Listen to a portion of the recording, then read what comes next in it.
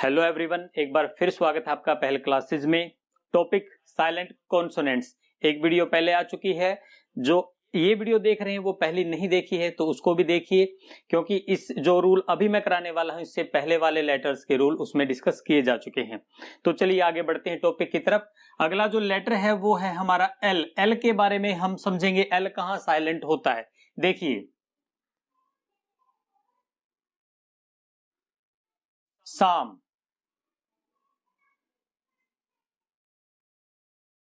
Palm,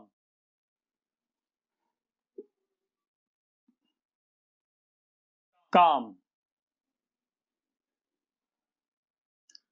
arms,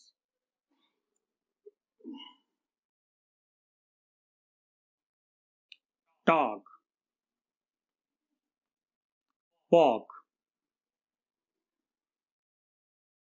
calf,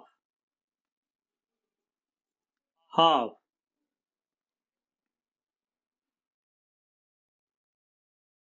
could,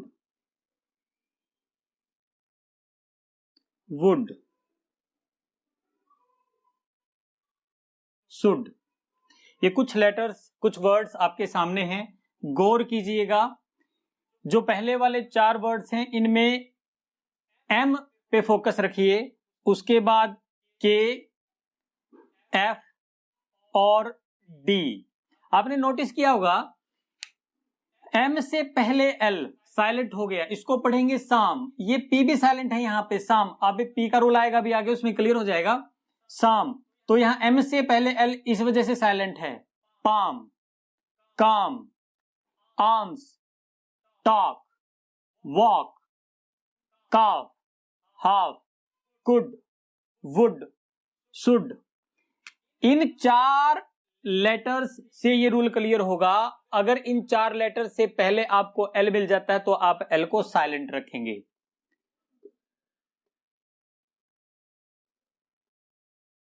इनसे पहले L usually silent रहता है। किन से पहले? एम, एफ, के, डी। इन चार लेटर से पहले अगर आपको एल मिल जाता है तो आप एल को क्या रखेंगे? साइलेंट रखेंगे। लेकिन डी के मामले में ये रूल 50-50 है, ये याद रखना। डी के मामले में 50-50 है, क्योंकि डी के बहुत सारे एक्सेप्शंस हैं। डी से पहले देख लीजिए जरा, कोल्ड, वर्ल्ड, होल्ड, टोल्ड। तो इस प्रकार से हम कह सकते हैं कि डी के मामले में इस रूल पे ज्यादा फोकस नहीं करना आपने। हाँ, ये कुछ वर्ड्स हैं, इनका ध्यान रखना। जैसे गुड, वुड, शुड में क्या होता है, डी से पहले साइलेंट होता है, इसमें 50-50 काम करता है। लेकिन ये जो तीन लेटर आपके बच गए इनमें रूल मैक्सिमम काम करता है। आई थिंक 98-99% काम करता है, रेयरली कोई एक्सेप्शन आपको मिलता है इनमें। तो एल के मामले में इतना ही ध्यान रखिएगा इस चीज का। आगे बढ़ते हैं, इससे अगला जो लेटर है एन। एन कहां साइलेंट होता है, एन के बारे में बात करेंगे हम। अल्फाबेटिकली जब हम अल्फाबेट्स पढ़ते हैं तो उनमें एम के बाद एन आता है, M, N, O, P, Q, R, like that. तो एम के बाद एन आता है। लेकिन अगर किसी वर्ड में आपको एन के बाद, सॉरी, एम के बाद एन मिल जाए तो एन को नहीं बोलना है, वो साइलेंट हो जाएगा। वर्ड में एम के बाद एन नहीं आता, अल्फाबेट्स में आता है। देखिए,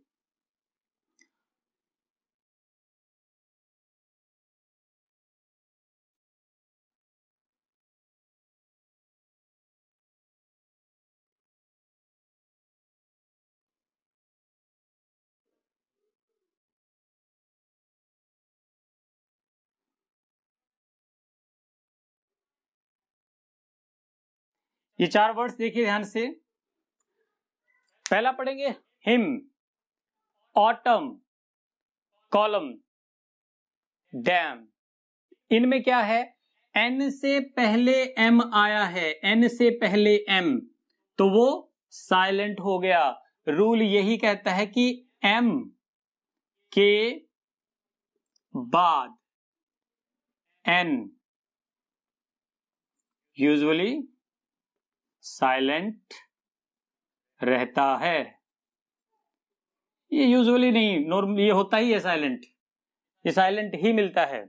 तो एम के बाद एन साइलेंट रहता है, ये रूल कहता है। इसको याद रखिए, अल्फाबेटिकली एम के बाद एन बोला जाता है, लेकिन किसी वर्ड में एम के बाद एन नहीं बोला जाता। ऑटम, कॉलम, डैम और हिम, ये एग्जाम्पल है कुछ। इससे आगे बढ़ते हैं, अगला लेटर देखते हैं। अगला लेटर है हमारा पी।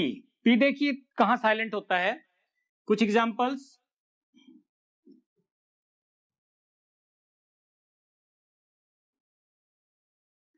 साइकोलॉजी, शाम, इसको शाम पढ़ेंगे, पी साइलेंट है यहां पे, एम से पहले एल भी साइलेंट है, दोनों लेटर यहां पे साइलेंट है, तो इसको शाम पढ़ेंगे। शाम का अर्थ होता है भजन।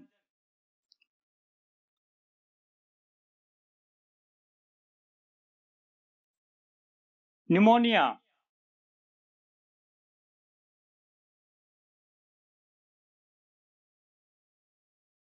न्यूमेटिक्स।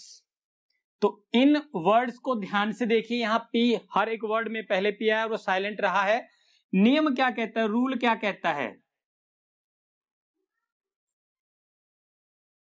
एन और एस से पहले,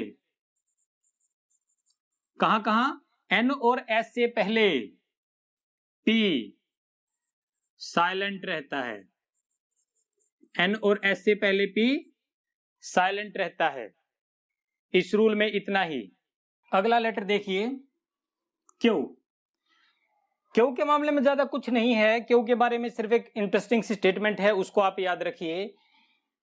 स्टेटमेंट क्या है कि क्यू कभी भी अकेला नहीं आता, ये अपने साथ हमेशा यू को रखता है और ये दोनों मिलकर कव की साउंड देते हैं। एग्जाम्पल देखिए जरा, क्वीन, क्विक,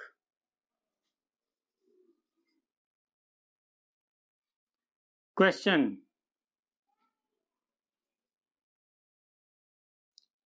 क्वाइट। इन वर्ड्स में अगर गौर करोगे आप तो आपको क्यू और यू ये इकट्ठा मिला है और दोनों मिलकर कव की साउंड देते हैं। तो ये साइलेंट नहीं कहेंगे हम, सिर्फ इतना समझेंगे कि यू अकेला नहीं आएगा, जब भी किसी वर्ड में आएगा अपने साथ यू लेगा और दोनों मिलकर कव की साउंड देंगे। किसकी साउंड देंगे, कव की sound. Question, quite, quick, queen, तो कव की साउंड प्रोड्यूस करेंगे। आगे बढ़ते हैं, अगला रूल देखिए। जो अगला लेटर है हमारा आर, आर के बारे में समझेंगे। आर कहां साइलेंट होता है, देखिए कुछ एग्जांपल और पढ़िएगा एक बार इनको, उसके बाद फिर मैं पढ़ के दिखाता हूं आपको।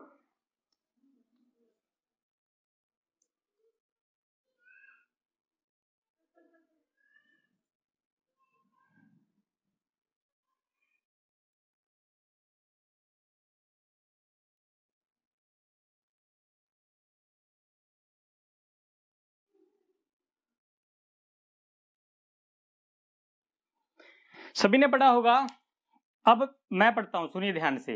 इसको हम पढ़ेंगे father, mother, writer, sister, doctor, return, return. आपने गौर किया हो कि मैंने लास्ट वाला आर नहीं बोला, क्यों नहीं बोला, फादर पढ़ते हैं हम इसको, इंडियंस के साथ ये है, जो एग्जैक्ट इसको बोलना है वो फादर बोलेंगे, फादर। अ पे आके साउंड रुक जाएगी, आर नहीं बोला जाएगा। एक चीज यहां क्लियर कर देता हूं, आर क्यों नहीं बोला जाता उस चीज को समझिए। अगर आर के बाद आपको वोवल की साउंड मिले, आर के बाद वोवल की साउंड, लिख लेते हैं रूल को, आर के बाद वोवल की साउंड हो ना हो, ना हो तो आर साइलेंट रहेगा। आर के बाद वोवल की साउंड ना हो तो आर साइलेंट रहेगा। यहां आर के बाद कोई साउंड ही नहीं, क्योंकि आर लास्ट में है, यहां भी नहीं है, यहां भी नहीं है। इसके बाद वोवल की साउंड है, देखिए राइटर, आर के बाद आई की साउंड, राइटर, तो ये आर बोला गया। यहां पे आर के बाद साउंड ही नहीं है, यहां भी नहीं है, दोनों में साइलेंट। इस आर के बाद साउंड है तो इसको बोलेंगे, इस आर के बाद वोवल की साउंड नहीं है तो इसको नहीं बोलेंगे। यहां एक चीज समझा देता हूं आपको, हम ब्रिटिश इंग्लिश को फॉलो करते हैं। जैसा सभी जानते हैं कि अंग्रेज यहां 200 साल तक, जो ब्रिटिशर थे वो यहां 200 साल तक राज करके गए, तो हम जो ब्रिटेन की लैंग्वेज है हम उसको फॉलो करते हैं, हमारा सिस्टम उसको फॉलो करता है। अमेरिकन में ये रूल एप्लीकेबल नहीं है, जो अमेरिकन लैंग्वेज है उसमें एप्लीकेबल नहीं है। क्यों? वो आर को बोलते हैं जहां उनको ठीक लगता है, लेकिन ब्रिटिश लैंग्वेज के अकॉर्डिंग आर जो है वो साइलेंट रहेगा अगर उसके बाद आपको वोवल की साउंड ना मिले तो। इस रूल को, इंटरेस्टिंग रूल है, ध्यान रखिए। आज के बाद इसको फादर नहीं, फादर पढ़िए, फादर, मदर, सिस्टर, इस प्रकार से पढ़ना है। फादर, मदर, सिस्टर, ये नहीं करना, ये नहीं करना लास्ट में, तो ये हटा दीजिए। अब आपने क्या पढ़ना है इसको, फादर, मदर, सिस्टर। ओके, चलिए अगले रूल की तरफ चलते हैं। अगला लेटर है टी। टी कहां साइलेंट होता है, टी के बारे में बात करेंगे, टी कहां साइलेंट होता है। देखिए कुछ examples, match, catch, watch, often, soften. ये कुछ वर्ड्स आपके सामने। Match, MATCH, match, catch, watch, often, soften. यहां आपने नोटिस किया होगा कि जो टी है वो CH से पहले आया है या फिर लास्ट में है वर्ड के। यही हमारा रूल है। रूल क्या कहता है, CH से पहले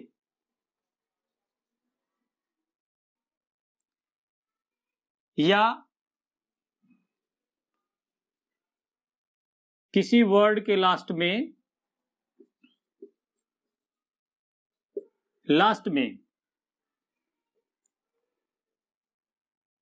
TEN हो तो टी साइलेंट रहता है। कहां? CH से पहले। एक तो रूल ये है कि CH से पहले टी साइलेंट रहता है।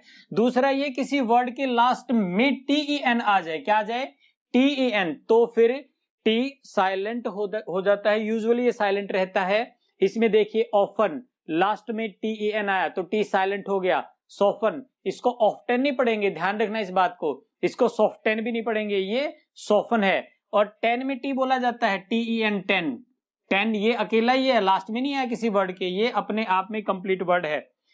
तो यहां अगर लास्ट में आ जाए किसी वर्ड के तब टी साइलेंट रहेगा, और CH से पहले टी आ जाए तब साइलेंट रहता है। तो टी के मामले में इतना ही, इससे एक्स्ट्रा कुछ नहीं है टी के बारे में। स्क्रीनशॉट लेना चाहें ले लीजिए। आगे चलते हैं, चलिए आगे बढ़ते हैं। अगला लेटर है W। W कहां साइलेंट होता है, देखिए जरा। रॉन्ग, राइट,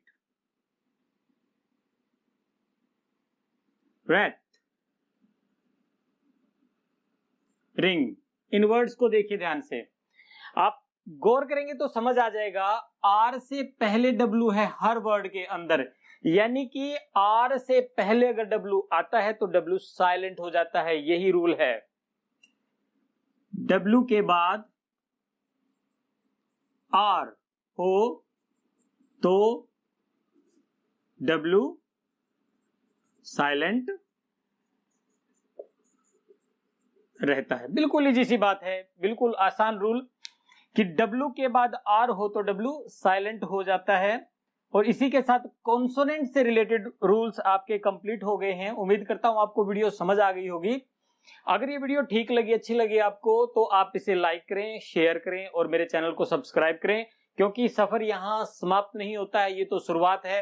अभी मैंने साइलेंट कॉन्सोनेंट से रिलेटेड वीडियो ही बनाई है, लेकिन इससे आगे अब मैं आपको ऑलमोस्ट ग्रामर जो है, आपकी सारी ग्रामर, वो वीडियोज के फॉर्म में आप तक पहुंचा दूंगा। तो आप प्लीज मेरे चैनल को लाइक कीजिए, सब्सक्राइब कीजिए और मैक्सिमम शेयर कीजिए। मिलते हैं अगली वीडियो में। शुक्रिया, थैंक यू।